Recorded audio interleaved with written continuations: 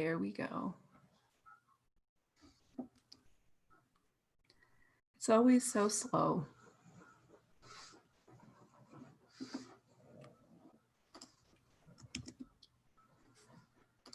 All right. Let's share this with our Facebook world. There we go. Boom.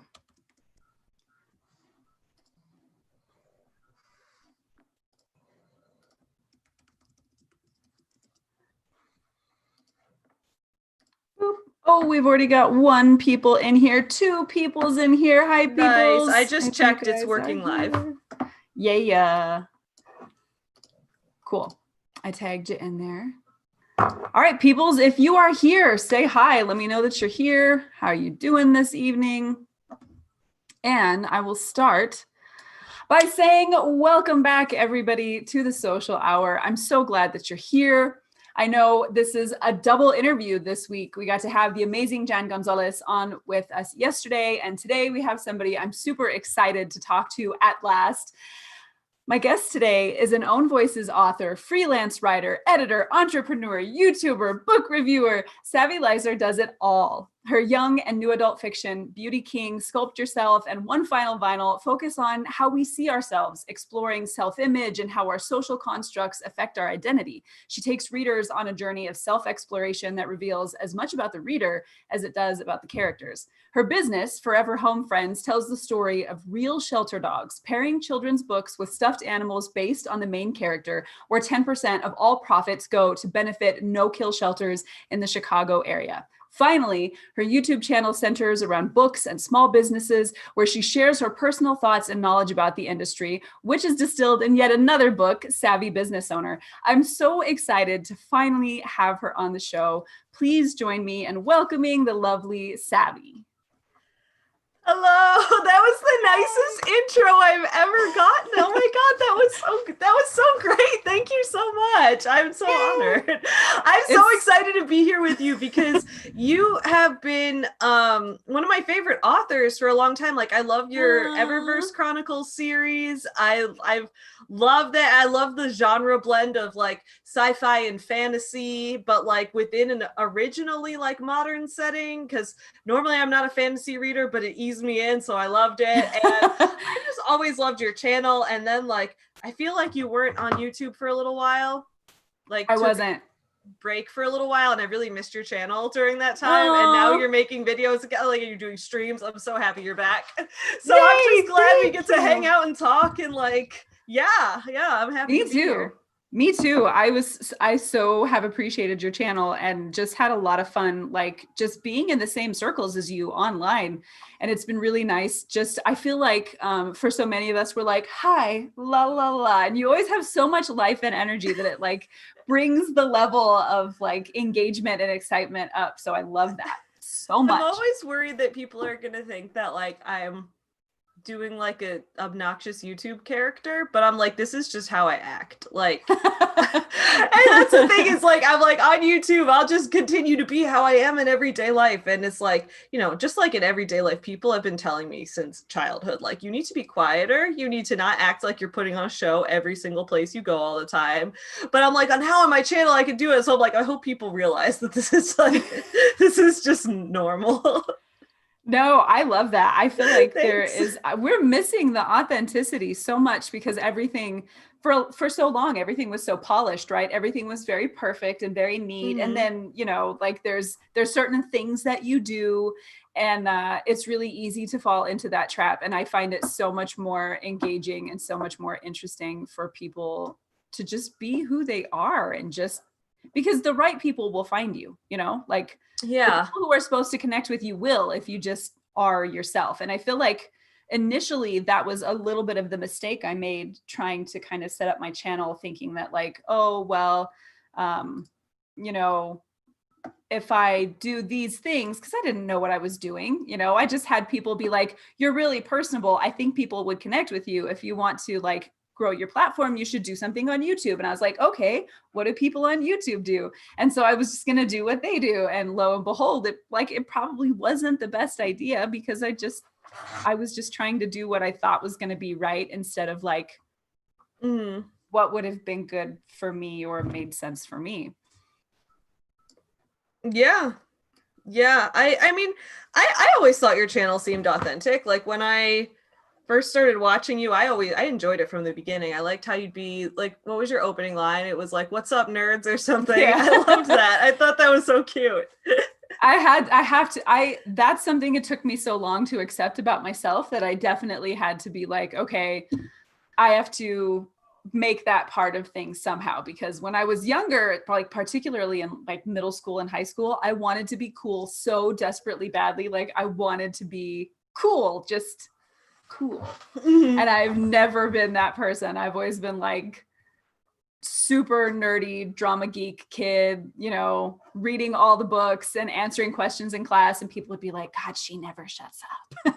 I feel like I was the opposite, where like I had the exact same interest as you, but I just assumed I was cool. Like it never crossed my mind that I wasn't. And like I'm sure there are like tons of people find me annoying, and I know I'm annoying, and it's like that's okay. But like looking back, some people are like, "Where's your confidence come from?" I'm like, I don't know. I just never thought otherwise. Like it just didn't. And growing up, I never crossed my mind that like maybe I'm not cool, or but like I just assumed I was. So I don't know that. So that's my advice to everyone: just assume you're already cool.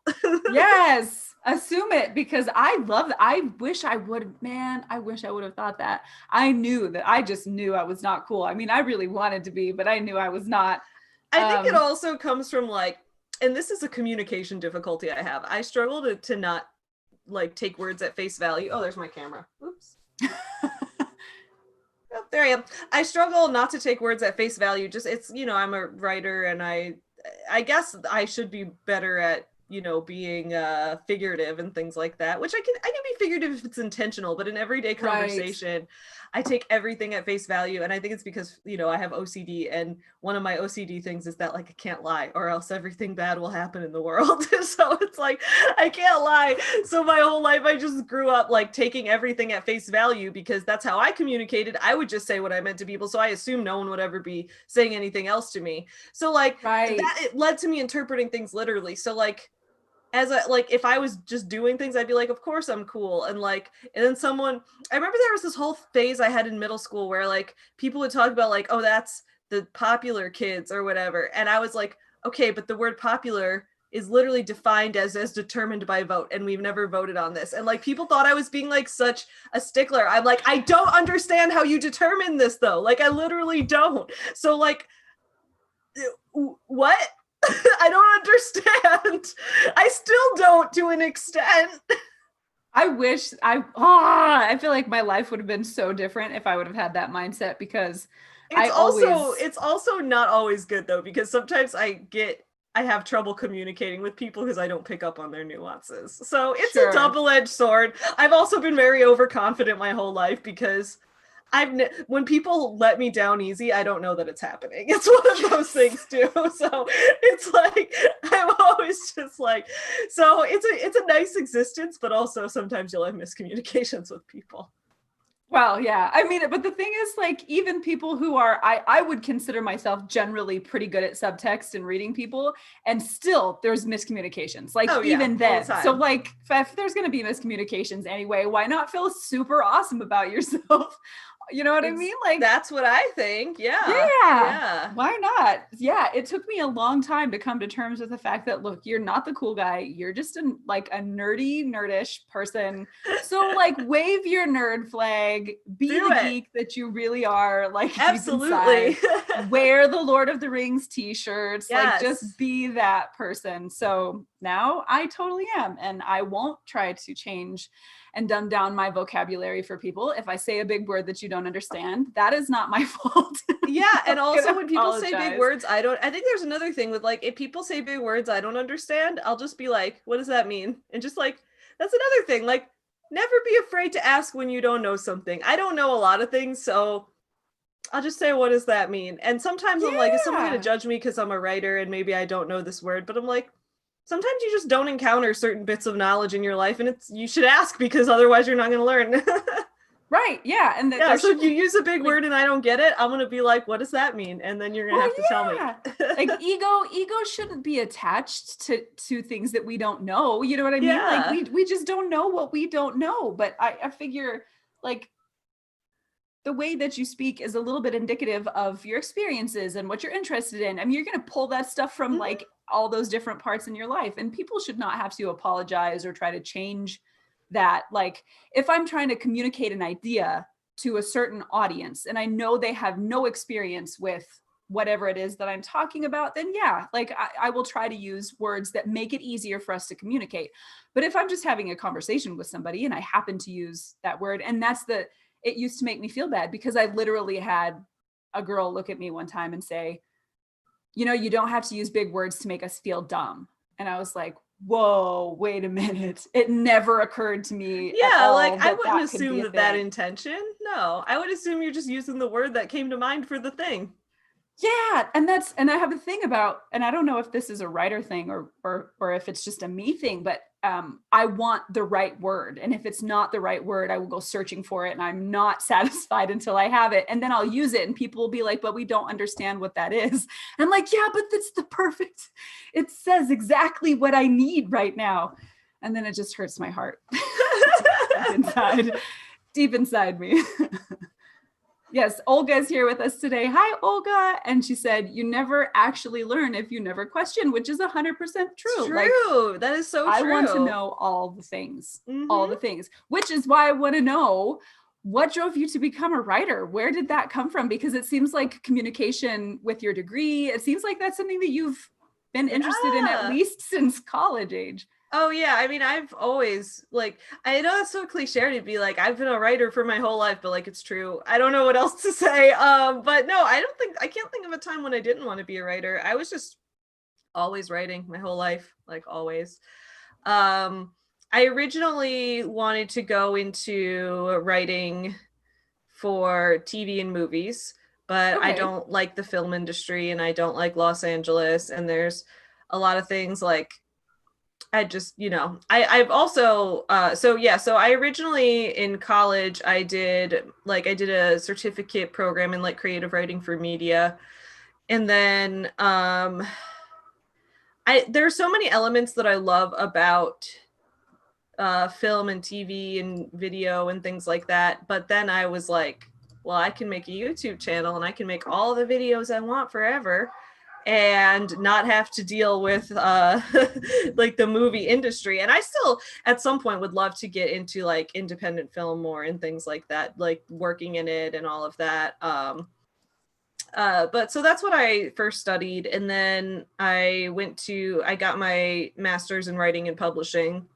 I've always been kind of an entrepreneurial person and a writer at the same time. So for me, like I've just always tried to combine like the logical parts and the creative and imaginative parts. And so like for me, it was all about, I want to start my own business that's creating books. I want to, take that path. And so I don't know, that's kind of where we got. Like for me, like running Furever Home Friends and running my YouTube channel are like the two things that have combined everything. Because most people know I'm like obsessed with toys as well. So like I've always been a toy person. I know a lot of like people go like, they're like, some people like toys as kids and then maybe like later as adults might become toy collectors. But I just like, this is another thing, dude, where like I don't pick up on subtext. I never knew that there was like a stage where kids were supposed to like playing with toys wasn't cool anymore. Like whenever that was, I never crossed paths with it. So I just like I've always liked toys. It's never stopped. So now I do like doll modifications sometimes. And I was like, okay, well, if I've got this book business and, we made it a plushie business as well. And then like, I've been learning 3D modeling. So I've been making like little accessories for the plushies on my 3D printer. And so it's like, as books and toys and combining all the things you like and then making videos about my process of doing all of it. So yeah, I just wanted to find a way to combine all the things that I like that was also profitable and was also something that people would want. Yeah. When you were younger and you dreamt of being a writer, would it always initially movies that you thought of? Like it was always a little of everything. Like I was a kid who my mom made this rule in our house because I was using up all the paper and it was getting expensive. So my mom made this rule that I wasn't allowed to start writing new stories until I finished an old one. That was a rule when I was like a little kid. Oh, And like, Mom, no, that's nothing against my mom. I love my mom. that's good. Like, I feel like that could be I was thinking that. I would be like, I'm gonna write a novel, and then I'd take like the entire stack of printer paper and staple it together and be like, this looks like novel length. Now I'll fill it all up with words, and I get like a quarter of the way through and get a new story idea and be like, okay, I'll do it again. And mom would be like, you are using up all the paper. So yeah, so I always was wanting to write everything. So I would write movie scripts, and then like we had this for all the kids and teens watching, if there are any, like, I'm jealous of y'all that you grew up with these cell phones. Because when I was a kid, right? And I say this as if I'm like, oh, I'm 28, but like this still feels like forever ago. Because when I was a kid, I would write movie scripts and then I wanted to make them with my friends, but all we had was like, we had this camcorder, like this huge camcorder that my dad would use for like you could put it on your shoulder video. Yeah, and you stuck a whole VHS tape in the side. So it was like, yeah, so you could, like, we didn't have a battery pack for it, so we had to plug it into the wall. So I could only use it inside, and I could only use it where there was an outlet nearby, and I had to always have a whole VHS tape to put in it, and I had to film everything in order. I got my first video editing software for my 13th birthday, so that was kind of fun.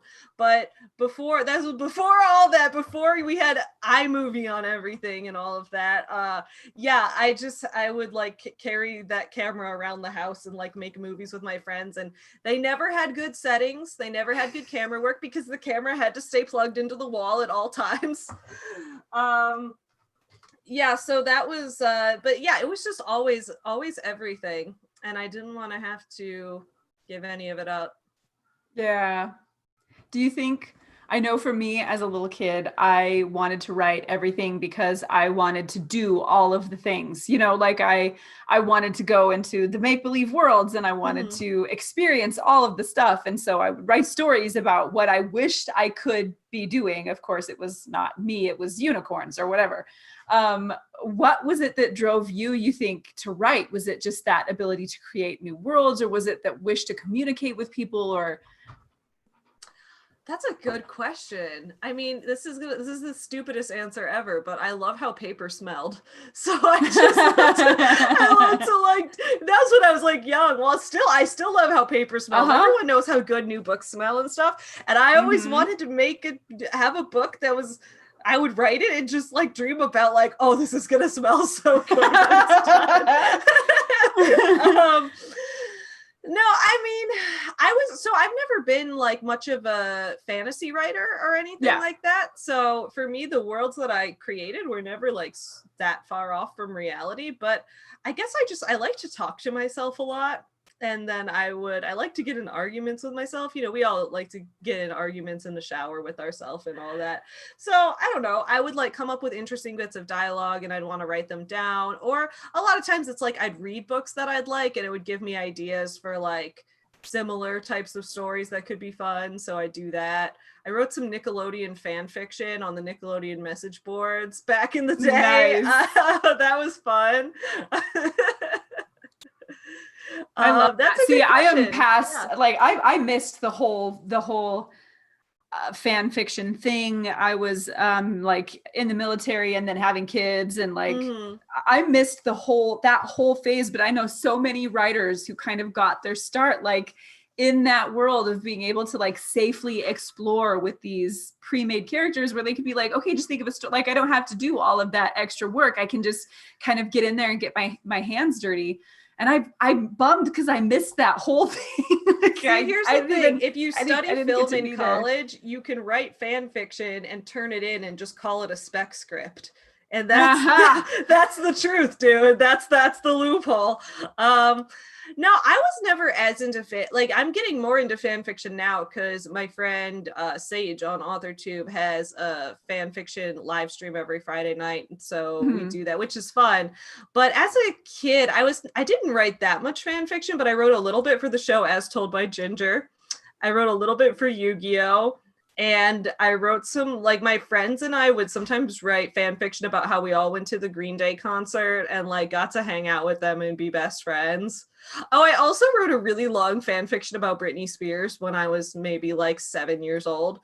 My grandma gave me this journal that had Britney Spears' picture on the cover, because this was like the late 90s. Sure. So she was the coolest of all time. So I had this journal and I was like, well, her face is on it. So if I'm going to write something in here, it should probably be like a biography about her. And I didn't really know anything about her life. And I guess this wasn't technically pre-Google because Google started in 1998, but this was before Google was like a wide thing that everyone used all the time. So I couldn't just like look it up. So I just made it up. I was like, I wonder what Britney Spears' life was like. So I wrote this whole story about how she like worked at McDonald's and made the burgers explode. And then she learned how to surf and entered a surfing contest. Yeah. And she eventually became a singer somewhere in there. It just happened like naturally, you know. I love that. Yeah, I think I was like in 5th grade, you know, I was writing about unicorns and evil serpents. And, you know, like that was my book, was like the unicorn's eyes. And she was going to go stab this bad snake with her horn and all that stuff. I'm sure like that was from watching The Last Unicorn way too many times as a kid.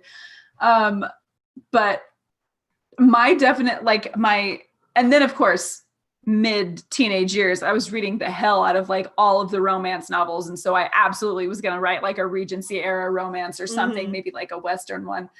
And then it wasn't until my adult years that I started writing, because I actually cared about what I wanted to say, or like what I wanted to explore, or what I wanted these characters to explore for me, I guess. So for you, what makes something stick enough that it's worth writing about? So I just had this memory that came back to me last night, and this kind of goes along with what we were talking about earlier. So did you read the American Girl books when you were a kid? I did not. No. Okay. So the American Girl like doll, G.I. Joes. Kirsten, her friend dies of cholera. Like that's the thing. Like, no, dude, American Girl went hard, right? Because they were doing history, but they like did history. That's why I made that whole blog where I was like complaining about how they weren't doing the present day justice, where it was like, we still got issues going on in the present day. Like you're gonna have Addie escape slavery, you're gonna have Kirsten's friend die of cholera, you're gonna have Samantha join the suffragette movement, and then you're gonna be like, here's the girl of 2016, like she likes to ride a horse. Like, I don't give a fuck. Make her do something bigger. Anyway, she's gonna join the UN, man. Right? Like, yeah, like there's issues going on now. Like, make a coronavirus doll. Like, do it. Anyway, so that book, that scene stuck with me. And I remember as a kid, my grandma got me this, my grandma like fed my writing hobby so much. She was always buying me journals and like everything. It was great. Shout out to my grandma. So my grandma got me these like American Girl themed journals where you could like draw your character on the cover. And so I was like, oh, I'll write a story about my doll and I'll make her friends die too. Because in my mind, I was like, that makes sense. That's dramatic, dude. I'm gonna make her friend die. And then I made her friend like melt. Like she like melted. Makes sense. They traveled somewhere with a very hot climate, and her friend just couldn't take it. So she couldn't handle it. She just couldn't take the heat. Oh my goodness. So yeah, that's I feel like that was probably, I feel like all the answers I'm giving are ridiculous, but like for some reason my brain is just coming up with the weirdest possible answers to everything. I'm down. I'm here for it. I love it. Yeah, it does definitely go towards this idea of how much our environment shapes the things that we pay attention to. I mean, there's so I teach creativity, and there's actually a part of your brain that tells you what to pay attention to, like out of your entire environment, based on your experiences, your history, all of these things, your brain picks out things that it wants you to notice. And of course, because we all have, individual past, all of us will be attuned to different things. And so partly that's why creativity is so unique to each person, because what we draw from is what our brain tells us that's important and that's important. And we can ignore all those other stuff while the person next to us is going, oh, even though they're not consciously like, I need to remember that, their brain is storing that information for later use. And so even though it seems initially kind of like, I don't know where these answers are coming from, they're crazy. No, they're amazing, because that's giving these hints to like what the way that your head works, like what you've taught yourself to pay attention to, and now how you kind of take all of that stuff that's in there and start to translate what you decide is important enough to write about. That is so cool. I had no idea about that. It's so cool. That's so cool. Yeah, I got to teach at the International Youth Fellowship World Camp this year. And when I was making sure, like I'm double checking, like my research and everything. And even at that point in time, I had never come across that information before. So I'm studying like alpha states and beta states to see where your brain is creative and what's actually, going on, what kind of brain waves you're producing and what it takes to put you in that state. And then I read that and I was like, wait a minute, let me read that one more time. It's really cool that subconscious part of your brain is like just picking up these little things. And even with artists that I've interviewed, one of the artists, Ray Bonilla, he's a realistic painter.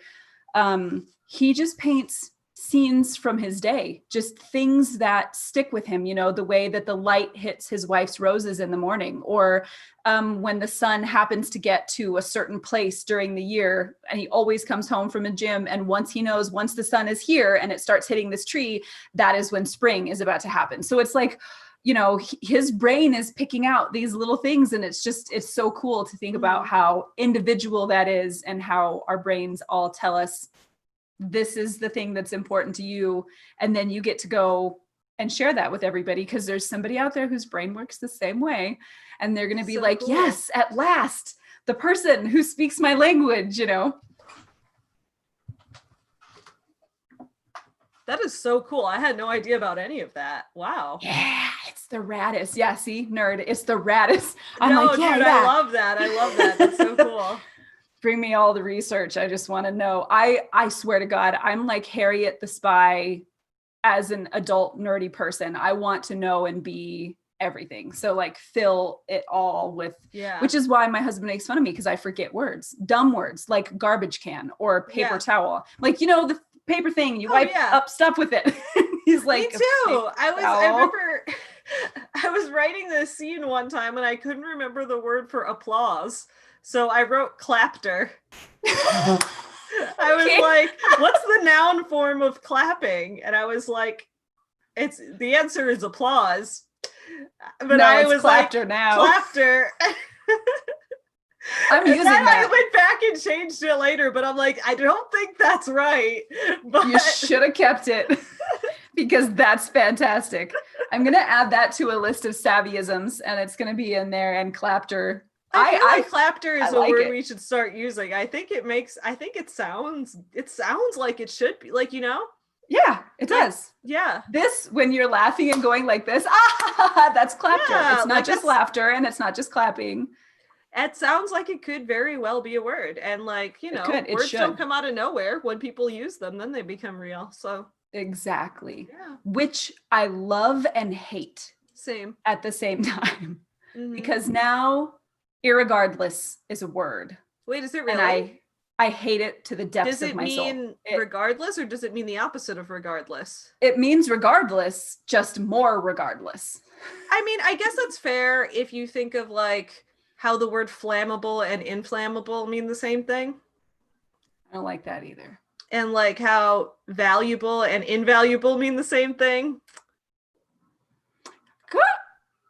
Kind of. I mean, invaluable means it's so valuable you cannot put value on it, right? And valuable just means it has value. Oh, okay. So I guess there's a distinction there. Yeah, it's like it's minimal, but with regardless.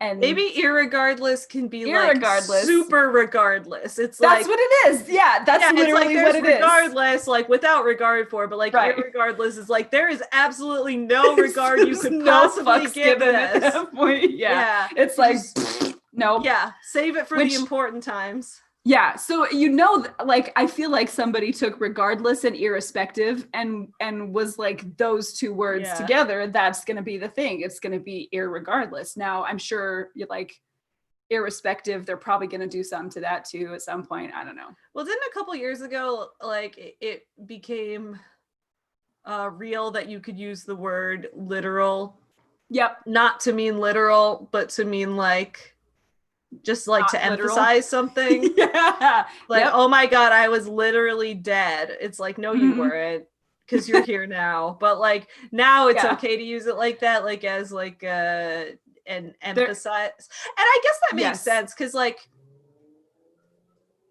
you're trying to emphasize that you were actually really dead, but like you're not saying it seriously. So I guess if you take it more as like not quite sarcasm, but like an exaggeration. Yeah. I don't Yeah. know. It just totally makes it harder forgot. for me to read it though. I'm just like, what are you talking about? There is a name for that kind of word, and I was sitting here going, Yeah. oh God, what is it? Yeah. But yes, when you're basically using it just to emphasize, like the opposite meaning, almost like, yeah. Yeah, it's the thing. And that one I don't mind so much, but it, like, words like irregardless make me just crazy. I didn't even know that was a real word now. Yeah, they stuck it in the dictionary. So enough It makes people. it hard for when I edit things. Because Right? a couple years ago, I the word all right, spelled ALRIGHT, was not a word. It was always two words. Right. All right. And now it's like everybody uses it as one word. Publications have it as one word. So I'm like, oh, they must have changed that. And like, I guess I'm not cool enough that I don't sit down and read the full Chicago Manual of Style every year when it updates. So I don't always know about these small updates that no one cares about. But like suddenly I'm like, well, shit, do I have to change the way I edit all right when people send me things now? Like, it seems God. like, is that something that's changed? So now I got to look into that, I guess. Yeah. I mean, it's weird because even in my head, if I was going to think about using that word, if I was going to say all right, that would be two words. But if I was going to say like, everything's all right. Yeah, it would be, or like, all right, let's go. You know what I mean? So it's kind of, in a way, it's almost ceased to have a definition at all, which is just weird. I remember, it always sticks with me. C.S. Lewis was talking about the usage of words, and particularly the way that we will use words, like use gentleman as an example. And gentleman used to just mean a landed man, like he was granted land, he owned land, he was a gentleman. That's what that meant, was a man who owned land. But then it started to shift to become like a man who had etiquette and manners and was a gentleman, like, proper and all of that kind of stuff, which means like that's very nice and everything. But literally now the usage of that word, it doesn't mean anything, because you can just say a proper person, or you know what I mean? Like there were other words to describe that, but somehow we took that word and co-opted it and made it mean something it didn't used to mean. And all of a sudden now we have less exact words in which to communicate. Well, like in Spanish, gentleman is like caballero, which is like a horseman. It's like the literal translation, like a man on a horse. So like, I don't know if like when we think of gentleman, like if there used to be this connotation that you were riding horses, and now there's no such connotation anymore. Yeah, I don't know. I mean, it's Patricia said English is so weird and it has been difficult to me. Spanish is my first language and Spanish words are written as they sound. So wait, tell me if I was correct on the connotation about gentleman in Spanish, because I'm not a fluent speaker, so I might have had that wrong. Please correct me if I'm wrong. She said yes, caballero, yes. Okay, good. I'm glad I had that right.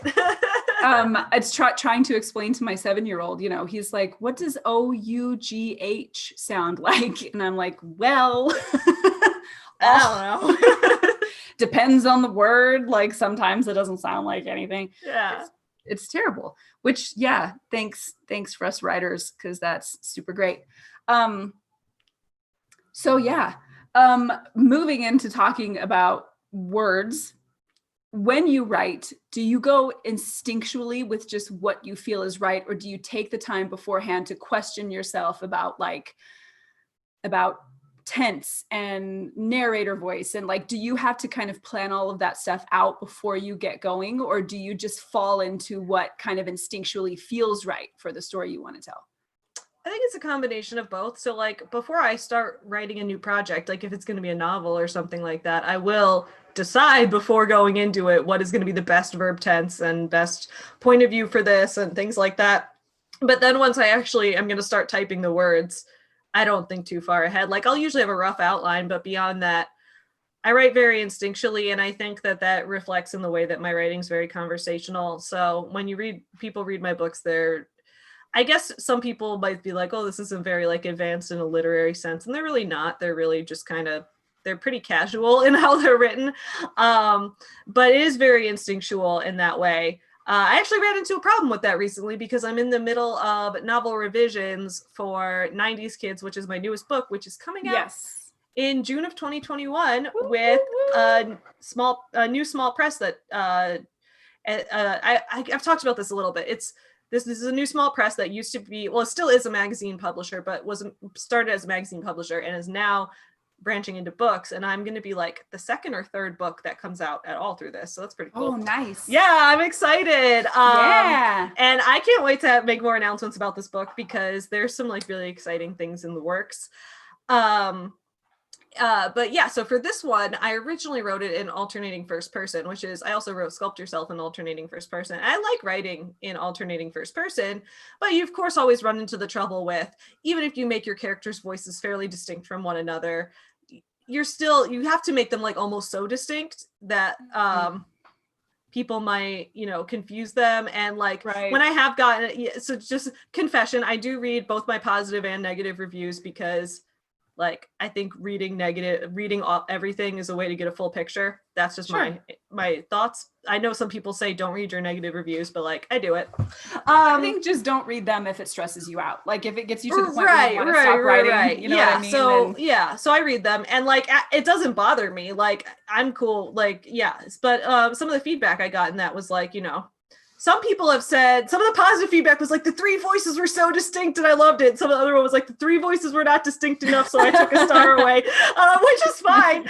But, while I'm working with an editor on 90s Kids, I'm like, I spent so much time making these voices distinct, but because there's so much relying on going back and forth in this, I think I'll just try shifting the whole thing to third person and have it be like alternating limited third person where you get limited third in this person's perspective. That way you still get the name every time.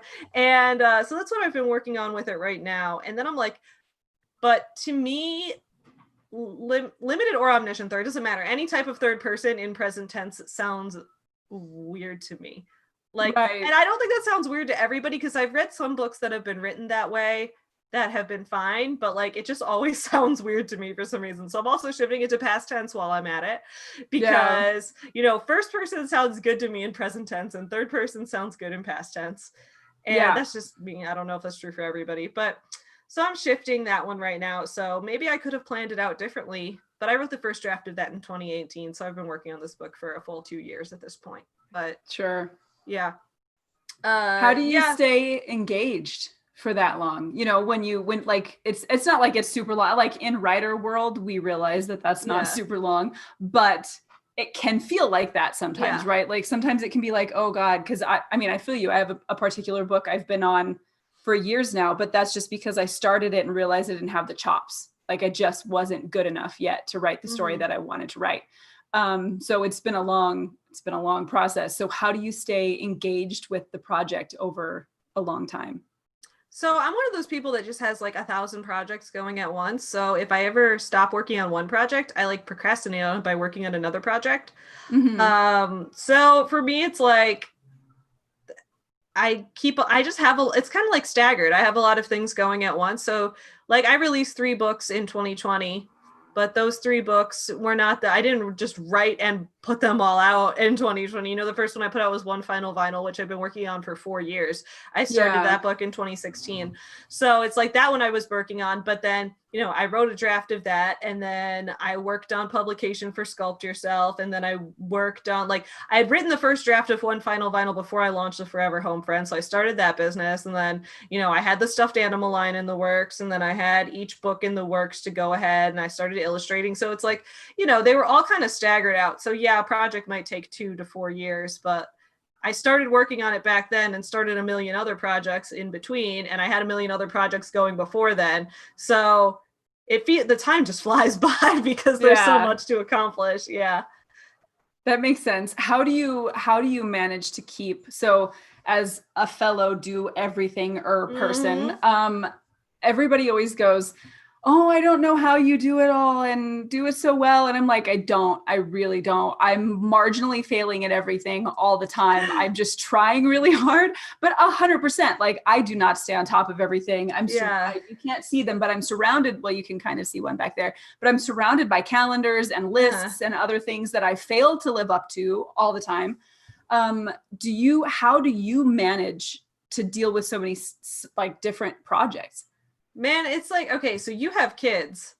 Yes. I don't know how you do that. That's the thing. It blows my mind that like there's people who do all that stuff and have kids. Cause I'm like I can't even keep my house in order. And it's like my house is gross. And I know that that's not nice to say, but like I don't know if my life is something people would want to aspire to necessarily, because I prioritize certain things and then I just forget about other things. I become very fixated on things, and I just be like, oh, I got to do all this work and it'll be 2 a.m. and I'm not done, but I'll keep going. And then I have to sleep a lot. And then it'll be like, oh, I haven't done the laundry in a month and I've been wearing the same pajamas every day and not putting clothes on. And it's like, okay, but I don't really care. Like none of it bothers me. And I know everyone's going to be like, wow, you're so gross. I guess that's fine. That's fair. I am.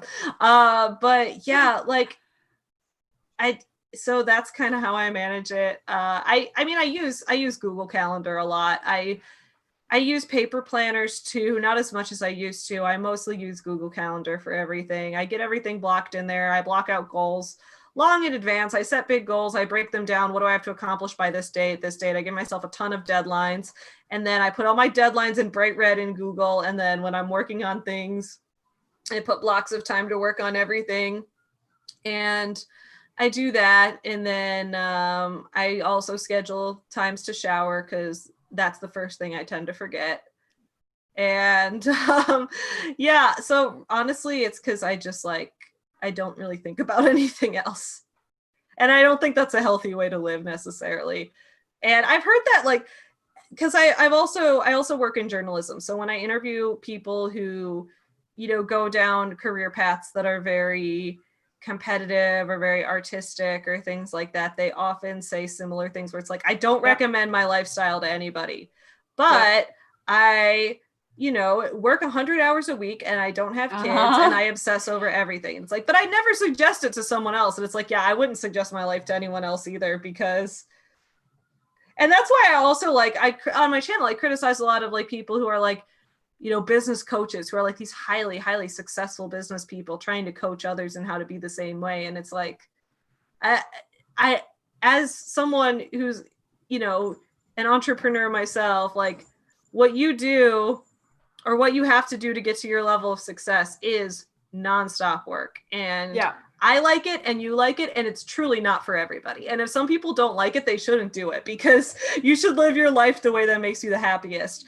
But I just get very critical of people who are like, oh, it's totally possible to work a little bit on the side and become wildly successful. And it's like, well, you're kind of setting people up with unrealistic expectations. And I don't know. So I think there's a lot of dishonesty that goes along with that type of coaching world. No, I agree. That's actually something that I wanted to talk to you about, but I certainly agree with you and can empathize. I think probably the kids, you know, the kids and the husband are probably the only reason I don't live. I compare myself often. Have you seen the old Disney movie, The Sword in the Stone? I've seen parts of it. I'm just thinking, I'm fixated this movie. I saw this really weird edit that someone did of it on YouTube recently where they like mixed it up to make it. Yeah, so that's like what stuck in my head about it because that's what I saw most recently. But like I know of the movie. Yeah. Yes. So I'm like Merlin in his tower. Like, oh, gotcha. Yeah. That's how I would be surrounded by piles of paper and books and detritus and like that is, you know, when I work, when I'm photographing, I destroy everywhere I work. Like by the time we're done, it's just same. That's everything. My room right over there is we don't really eat at the table ever. So I just turned the dining room in our apartment into a fulfillment center. So it has all my packages, all my packing supplies, everything for shipping out orders. And now it's full of, I just put up a vlog on Monday. It's full of like these cake boxes that I'm decorating and putting my logos on for everything. So, everything's a mess. Yeah, but that's because I feel that because when you're making a thing, the other stuff doesn't matter. Like who really cares? Who really cares? How dirty are you really getting your sweatpants, right? Like if you wear the same pajamas for a while. What my office looks like when I'm illustrating a book, and it's like, dude, it's a mess because I'm like, over here on this monitor, I've got my digital art, and then I'm doing it collage style. So I've got all my canvas boards with my acrylic painted backgrounds over here. And then over here, I've got all my washi tape and my cardboard cutouts of everything. And I'm putting it together and I'm scanning it, but then my scanner broke. So now I'm scanning it on my phone. So I'm just setting it out all over to scan it on my phone. And I don't want to put any of it away because I'm going to get it back out in a minute.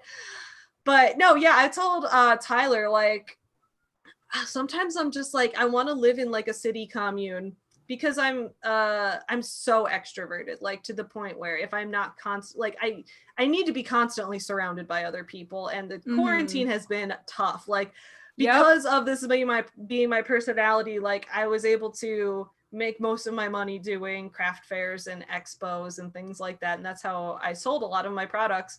You know, now all that's gone, so I'm trying to focus more online, but it's like, oh my God, it's so hard when I'm not just like constantly, like I wish that like I could just live in like a college dorm type of living situation forever. That's just like how I would want to do things, but, or like, I'm always like asking him, like, can we get like 10 roommates? Like, would that be a problem? Like, we could split all the mortgage payments. It'd be so much cheaper. We wouldn't have to pay so much. And then he's like, no, like, where would everyone go? It's like, we have so much space. Like, I like being crowded in with a bunch of people forever, but like, no, but that would be how I'd probably do it at some point. Yeah. Yeah, shoot, why not? I'm always talking about starting it, but I want to live in the woods and I have like goats and fruit trees and stuff. Oh, that'd be cool. But I definitely empathize with that when your priorities are somewhere, everything else kind of falls by the wayside. And it's not necessarily that you don't care per se. It's just that you can't focus on that when you're so fixated on all of the things that you're trying to do, which is why it makes sense that so many people don't realize, and we talk about this as photographers a lot, there's this frustration with this idea that like, how hard do we have to work? How long and how much do we have to give up to finally be successful? Because good God, it feels like we're always going and never stopping. Yeah. And so like that kind of brings us to your beef a little bit with these kind of life coaches. And it seemed like that's definitely a passion point for you. And so what is it that kind of drives that frustration with the kind of false narrative that they're selling? A bunch of things. The first thing would be the dishonesty of it, because like I've said, you know, my OCD is like when someone lies, that sets it off. I'm like, oh, that's like, for some people, you know, you got to have things lined up right, or I don't know. There's all different kinds of OCD, and that's an important thing that everyone needs to know. But for me, the intrusive thoughts that come with like the obsession with not lying, and then seeing someone selling something so false, I'm just like, you can't, no, that's not okay. So there's that element of it. There's also the element of, you know, as a small business owner, I've built up something that I've worked so hard on for so long. And when I got really into like the movement against pyramid schemes and network marketing and direct sales and all of that, when I started doing a ton of craft fairs, and I'd be like, like you're selling your, like you bought this mass-produced $5 jewelry that you're reselling in a pyramid scheme, and like someone at the table next to you is selling their handmade jewelry. They can't sell it for $5 because they had to source all their own materials and spend their time on it. And it's like, why are you letting, and then on top of that, like there would be fewer customers that would come, because it's like people don't come to craft fairs and festivals and art shows. They don't come to that to buy things that they can buy anywhere else. They come to them because they want to find new things. So it's like, if you're going to sell like your Avon products, like you can get that anywhere. Like, why would you sell it at a craft fair? That's just driving away customers. It's creating extra competition for the people who actually did create their own things. So that's been like a huge point of contention for me. And just so many business gurus and life coaches say that that model is fine, and they push it and they condone it. And I think it's because they get a lot of money for it. Companies will pay them to endorse them because they have a big following. And it's like, there's just so much of it is not real. So much of it is a lie, and it's not actually going to be helpful to you. At least that's how I see it. I mean, I'm not an expert on everything, but I'll say from my own experience, that's what I think is true. No, I agree. I agree with you. Especially looking at, I mean, we want a quick fix, right? Like we want a few things to give us an answer and be like, okay, now I can do it. And it doesn't make money to hear, no, it's just a lot of hard work over a long period of time. Like that's not a fun answer to give people, and people don't want to pay money to hear what they're afraid of already. Like they don't want to know that. They don't want to be like, this is going to take you 10 years of 80-hour weeks and losing a lot of friends and everything else before you get where you want to be. Like you're going to start wondering if something's wrong with you, and if other people have some gift that you don't have, and like you're going to go through this depressions, and you're going to have existential crises all the time. That's going to be your life. That's how I felt with like my YouTube channel too, is like people get like, oh, you make money on YouTube. It's like, yeah, but I spent a whole year uploading 3 videos a week to my channel that I spent forever on before my channel qualified for being monetized. So it's like a lot of this stuff, there's so like, but obviously people don't know that because I didn't have a lot of viewers then, so nobody knew who I was, so they didn't know. But now it's like, oh, like, look at that. And then there'll be times that I'll watch someone else's channel and they have a lot more viewers than me, and I'm like, how did they do it if I can't? And it's like, a lot of times, like, you just have to keep going. The keep going advice does not apply if you are in a pyramid scheme, then you should quit immediately. Do not keep going at that point. Yeah, it is. And it's not, that's the pyramid schemes just sound so good, right? Like all of the self-help. And this is not to say I love motivation and getting your shit right. And like, I'm in for that. Like that will change your life if you do it the right way. But when you're being sold a bag of like, all you have to do is this, and all of a sudden your life is going to change. Like, no, dude, you're going to put in a lot of hard work for a long time. And you're not going to see results right away either. Like this channel, at least my channel has been, I don't know, it's been a couple years now. And for a while it was a video every week. And now it's been a video every week. And I have less than 600 subscribers. And it's because I don't like, I'm sure some of it is content related. And then other parts of it are just, I don't have the time that it takes to invest in the relationships and the networking and the be involved in the community and the other kinds of things that, kind of help move things along. So it's just going to be a long haul. That's just the reality of how it is. And that's just how it goes. People don't want to hear that. We're all making it work. And I mean, I'm proud of you. I love your art. I love your photos. I love your books. Thanks. I feel like you're doing so much good work. And yeah, I'm just always excited to see more of it. I appreciate it. And I feel the same. I'm really glad that you have another book coming out. We still, we have It's Me Wrigley downstairs, and my 7-year-old loves it. So glad. Thank you. Yes. In fact, he has mentioned before. So we have a rescue pup. He's somewhere, he's laying on the ground somewhere. But he's definitely, when we went to go pick him up, my kiddo was like, it's like Wrigley. And I was like, I know. That's so cute. Oh my God, I love it. So you are doing good work as well, madam. I know you have your own stream. And I'm sorry, y'all. I gotta head Yes. out because I'm hosting the AuthorTube sleepover stream on my channel right now. So yes, so go run over there. Go hang out with Savy and I everybody else. will. Thank you so much, ladies. Say hi to everybody for me. And Thank we you have to so do this much for again having me soon. on your channel. It was great to Yes. talk. All right.